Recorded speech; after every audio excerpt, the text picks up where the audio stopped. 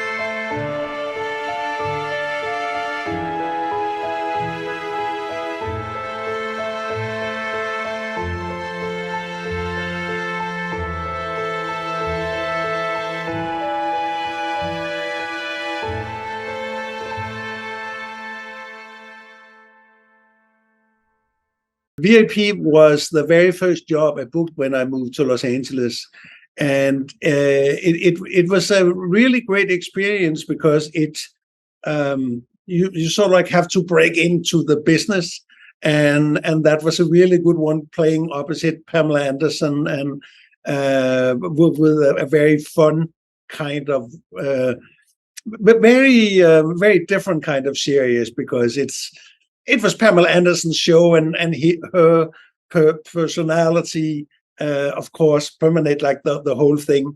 The biggest challenge was that after we have done like the scene with like over my shoulder on her, then when we had to turn the camera on, and this happened a lot with when you're working with big names, that you're not reading with them. You are reading with an assistant who is sitting down in the corner. But it's a really, and for me, it was a really good learning experience, because a lot of times when you are, there's not always room for the actor on the other side. So you have to imagine that person is there. So you just have to imagine the reaction and what you have to play opposites. So it was a really good learning experience.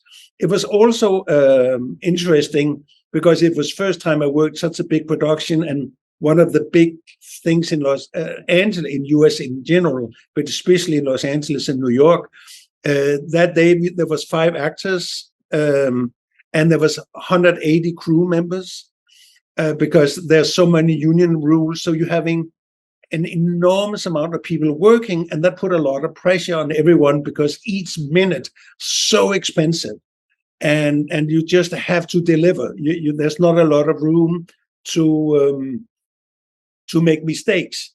And personally, I don't like that kind of pressure too much, and why my approach to acting and my joy of acting changed very much after I moved to Brazil, where you are much more relaxed. And I think you really need to be relaxed and be grounded to deliver a good kind of job. And you're having a conversation with a director. Usually in Los Angeles, you get camera blocking, you do this and this and this, but otherwise you just do what you did at the audition. There's not a lot of room to play. And for us as actors, it's such a, in English, it's called a play. We are playing. And when I'm teaching acting, it's one of my key points is we have to play.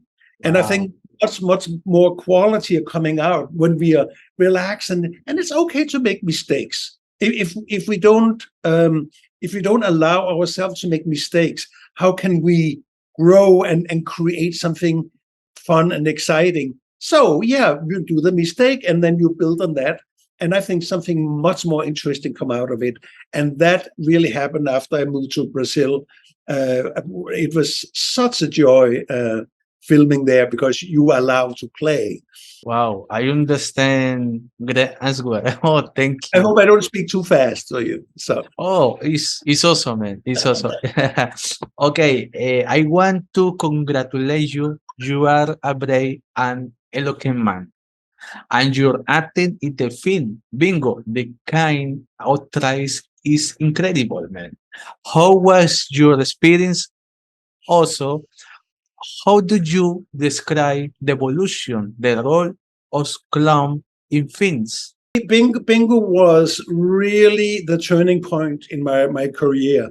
Um, First, like, especially if there's other actors that's listening, because this happened to me a couple of times, that they are changing the character to fit you.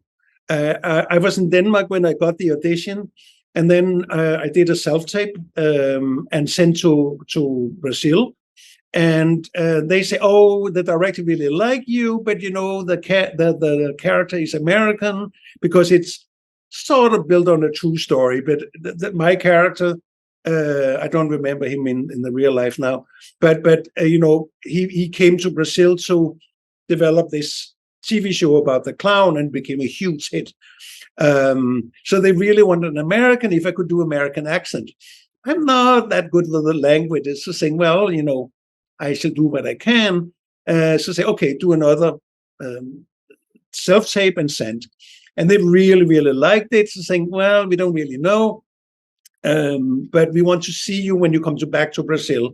So I went back to Brazil and I went to the audition, and it was the casting director and Daniel Hisent, who was the director of it. And we had a 3-hour session where we played, we played with the character.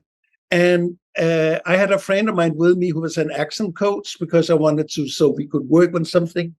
And then they got the idea saying, well, why don't we change the background? So now he becomes Peter Olsen instead of this American guy, and his background is from Scandinavia, and he went to US and created this TV show. And it was just such a joyful experience because even like the big name actors in Brazil, just so easy to work with, and you're getting so much support. But the most important thing is you are allowed to play. We had one full day just with oh my God, my memory is slipping me. I mean, of course, Vladimir Brecher and Leander Leao, the two leads, where it was just the three of them and coach. And we just played the whole day. We just played all kind of like status game and stuff like this. And it created such a strong base for what the character was, but it came from the playing. So when we were finally on set, and this is like one of the most expensive films ever done in Brazil, it was just a dream. And Daniel Hisente is, because he's a very famous editor originally, and now he's doing a lot of films and TV series. And because when he's filming, when he's directing, he already had the editors in mind. So he know what he wants, and he know how to speak the actor's language, because that is like one of the big thing with directors who really know how to speak to an actor and make us relax and be open. Because a lot of directors, the best directors been working with are people who've been actors themselves, because they just like know. And then you're having a dude like Daniel Hisent, who just like opened up, and he was open for ideas, but he also knew what he wanted. And there was like one scene that he did, and it was like, I think like a 7-minute scene with a lot of movements and stuff. And the way he just planned and did it, it was absolutely a dream. And it ending up, being a huge success in Brazil, and it's still being shown on HBO and Amazon and around. I mean, it's really a really wonderful film, and it put me on a new level in Brazil, because it was like really the biggest part I ever played, and it was so much fun. It was so much fun. My sincere answer, Bingo, it has been the finish for you. Congratulations. Thank you. Mi amigo Andrés, mi traductor dejó esta pregunta: ¿cómo fue su participación en 30 monedas? ¿Cómo ha visto el impacto? I have just been so lucky with the directors I've been able to work with. And the 30 coins, actually, again, it came about really mysterious. I have an agency in Spain, and suddenly he called me saying, "Oh, are you available 3 months from there to there?" And I said, "Yeah, okay." And then the next day he said, "Oh, we need some pictures." And then he took some pictures, and then suddenly I was booked.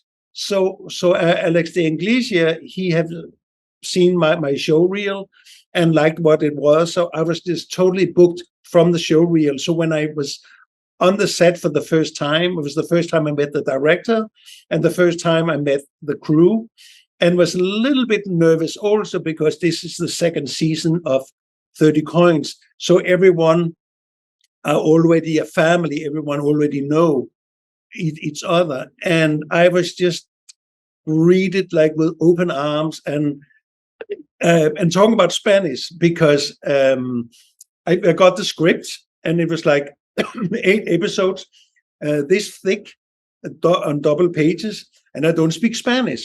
Just sort of like translated a little by little. I mean, my character was actually Danish, so that of course was easy. But I spoke in Danish and then answered people who spoke in Spanish. So it was like really tricky so I really just have to work on my instincts. And then you're having this great director that's like Alex, who allow you to just do, because he trusts you and you're on the right track. And then he just let you do what you want to do. And that kind of thing just brings up so much great energy. And also, this is first time I actually tried to be really a part of an ensemble, because the other actors was just absolutely incredible to work with, because they gave room for one another. There was like no jealousy or you're taking my scene and everything. Everyone was lifting together. And when you're working like this, it's just heaven to be an actor. So yeah, it's coming out here later this year, and I think it's going to be fantastic. I'm not allowed to say too much about it because we cannot reveal any secrets, but I think it's going to be even better than the first season. It's funny, Soren. A while ago, Johnny Melvin was here talking about 30 coins. And tomorrow, I hate John Bermudez on 30 coins. Oh, yeah? Yeah, it's amazing, man. One question is very, very, very important for you is, how did you respect the cultural history of Brazil through the films Casa de Antigüedades? It's amazing, and there you have again Jhon, who was just when we met, and he was explaining his vision of it. I was literally sitting like, because he's so specific in the way he wants to make film and the spirit of it, and it was. I mean, my character was a little easier, you can say, because I was not really involved in the direct story of the Brazilian. I played this this guy all speaking in German, because in the Tres Sicilias, like the city where you're shooting it in, have the biggest Austrian community outside Austria. And the hotel we stayed in was all like a Tyrol. It was just amazing. And wherever you go, there was German music, and it was really weird subject that the film are dealing with, because it's dealing both with the racism, and it's dealing with the intolerance, and it's dealing with the political, with the fascism, and it's really mystical that how this film we actually was shooting before all this stuff with Bolsonaro and all that stuff happened in Brazil, and that sort of like really right-wing turn. So it was almost like sort of like magic that the film mirrored what was going to happen in Brazil under Bolsonaro. And that was like little unsettling, because a lot of the stuff that's happened in the film is really what is happening in many places in Brazil. So it was a very, very powerful experience, and again, like really warm in my heart, because it was a very unusual project to work with, and especially again working with a director who is so specific in what he wants. And for people who haven't seen the film, I will definitely suggest go and seeing it. But just it's not an easy it's not it's not an easy film to see, because it's very it really touches something very deep in the human heart. That's the story was touching, man. It was beautiful. You are the lucky. You are lucky. Yeah, no, I feel I'm very grateful for the experience I've had. Awesome, man. Hace un tiempo hablé con un colega tuyo, Renan Blaste, sobre un interesante filme, El viaje sobre Pedro. ¿Cómo te pareció su rol de obispo? ¿Qué tanto respeto le tienes al mar? I love to play that kind of characters. I consider myself a very nice and relaxed guy, and I just love to play these bad guy. It's always fun to play opposite, and the Bispo, a little bit like there's a certain parallel in the in houses, the Casa de Antigüedades and Viasam de Pedro, because my character represents the church, who was really very opposed to Pedro, who was like the first emperor of. He was born in Portugal, but was the first emperor in Brazil, and Pedro was very not flamboyant, but he was very had very other ideas, and was really shaking the authority. And my character as the bishop represent really the authority. The scene was much longer originally. I mean, it was like a 6-7 minutes long scene.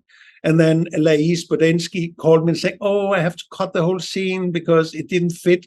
And then she called me later and said, "No, now it's back in again, but just very small, because it's so powerful." Because he really represents all the opposite of Pedro. It represents the conservatism, the establishment that doesn't want to be shaken, because it takes the power away from them. And those kind of characters for an actor are just really fun to play, because there's so much juice to play with. So that was a lot of fun. And we were my scenes was all shot on a soundstage in Sao Paulo. So I was never out on the sea. But I know that on the boat, they were actually had all the actors, all the sailors and the lead characters. They were actually sailing from Bahia down to Sao Paulo, and because they had to shoot where there was no land around, so they actually was shooting and living on the boat for I think like 2 or 3 weeks, just filming out there. So they really got to know each other, because they had to live and be on that boat 24/7. So I wish I had that experience, but no, ours was just on a sound stage.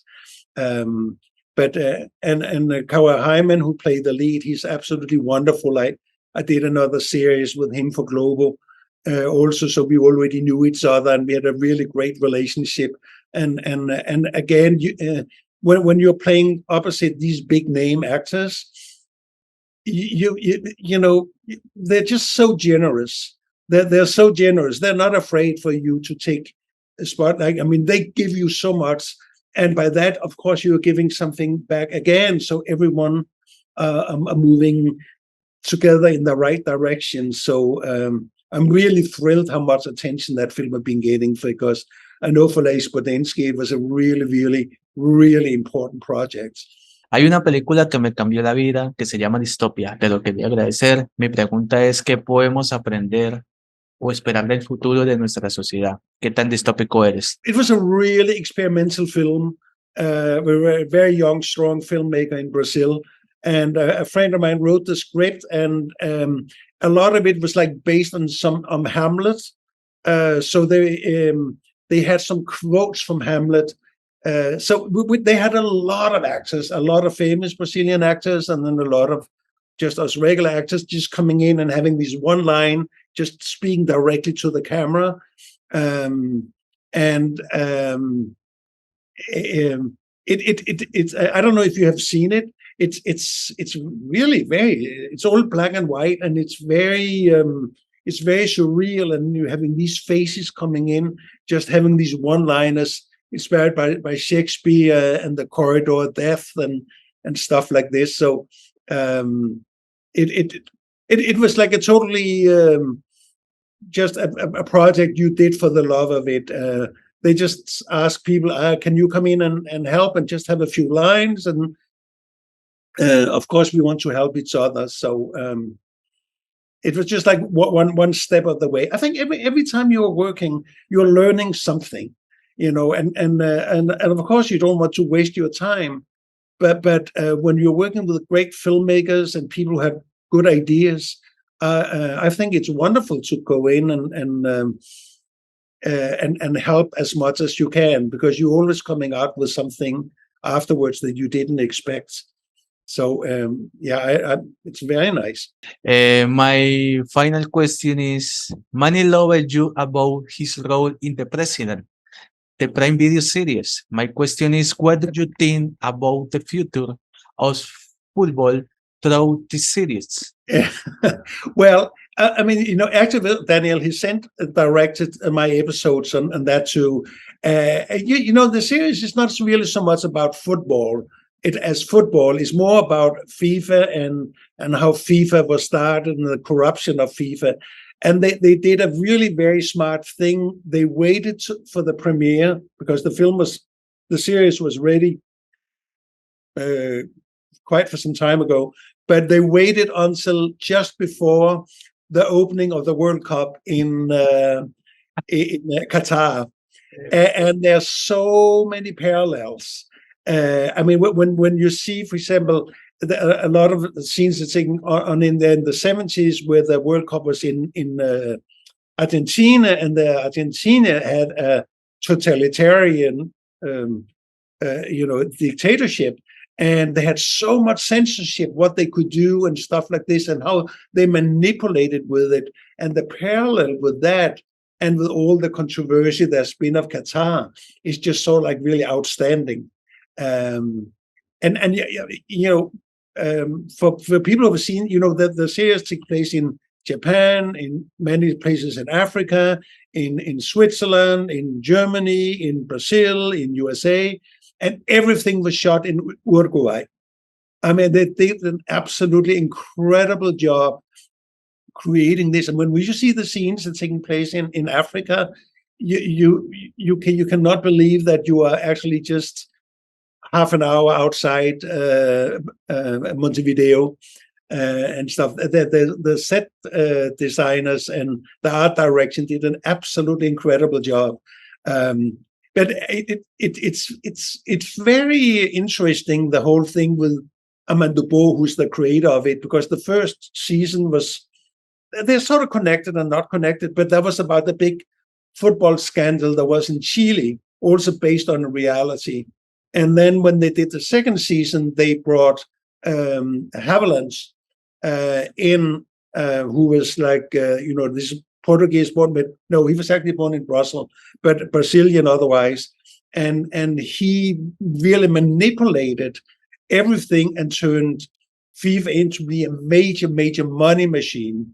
And he was sitting, I think, they're close to 30 years as a president, and was very, very unpopular, because he just really was ruthless. And Albano Geronimo, who's a wonderful Portuguese actor, played him, and it was a tough job, because it was really long days and very demanding for everyone. But telling that story about the corruption and the nastiness and the manipulation there is in so much sports and stuff is really, really fascinating. I get reality to hard and reality one. And another last question is, how do you define your job in one word? Because I need to I really need to find my courage and or maybe even I trust. No, I like courage better because there's more action in it. I would say courage because I need to find that courage in myself to do it. And that courage I was actually been afraid of for many years. After grammar school, I was like really struggling a lot with my self-confidence. And after I came to US and start doing my second education there, I really found what courage can do, how you have had to have the courage to follow your heart. And so, yeah, courage. I want to thank you for every time me a promise. When you come to Colombia, sign me the bingo DVD. Let me know so I can hide it one DVD. Absolutely. That would be such a joy. Oh, thank you, thank you. Thank you for the every time. Please tell me your social networks greeting to Colombia, Brazil, Latin America. The camera is yours. I'm on Instagram with S Hellerup 1, and my Soren Hellerup is my website, and the same thing on Facebook. And yeah, the social media are really important these days, and especially when you I mean, I'm so lucky. I've been like working in New York, Los Angeles, Brazil, now out here in Portugal, working in Spain, going back to Denmark and stuff. And the social media is just so important for all our work, not just for promotion, but also to stay in touch with people, see what other people are doing. So I really encourage everyone to really use their social network because it really benefits everyone, both other people and oneself, Okay, well, thank you so much. Say thank you to you, and thank you for inviting me. I'm really honored, and it was such a great meeting you. Thank you so much. You are always welcome to join the channel, Soren. Come back soon. Thank you so much. Thank you so much. Thank you for the opportunity. My English is very small. No, I'm sorry if I misunderstood something. I hope I got all your questions right. My pronunciation is you understand me? I hope I got it right. Ah. Thank you, Soren, for the opportunity. Thank you so much, my friend. Go weekend. God bless you. Bye bye. Thank you so much. Bye.